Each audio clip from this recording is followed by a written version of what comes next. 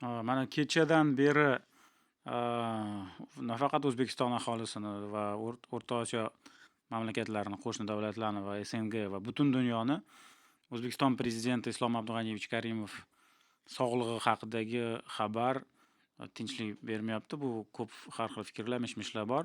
Mana shu mish-mishlarni oldini olish uchun Islom Karimov kenja qizi Lola Karimova-Tillayeva o'zini Instagramdagi akkauntida mana keyingi gaplarni, keyingi kommentariylarni qoldirdi. Mana shu rasm Samarqandda olingan rasm.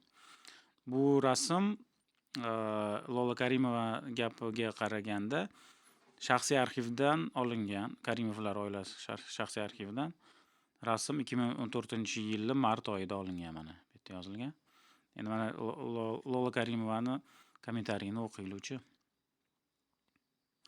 Mana shaxsiy arxivdan surat, mart 2014-yil. Turli xil gap so'zlarning oldini olish maqsadida bizning oilada o'tgan haftaning oxirida sodir bo'lgan qayg'uli voqea haqida ushbu sahifam orqali sizga ma'lumot bermoqchiman. Shanba kuni odamlar miyaga qon quyilish tashxisi bilan shifoxonaga olib kelindilar. Hozir ular reanimatsiya bo'limida tibbiy muolajalar olmoqdalar. Hozirgi paytda holatlari shifokorlar tomonidan stabil deb baholanmoqda. Ayni paytda kelgusidagi sog'liqlari borasidagi qandaydir taxminlar qilish ancha erta.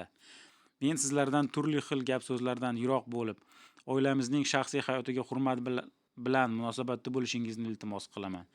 Ushbu damlarda otamni o'z duolari bilan qo'llab-quvvatlovchi barcha insonlarga o'zimning cheksiz minnatdorchiligimni izhor etaman, deb yozibdi Lola Tillayeva.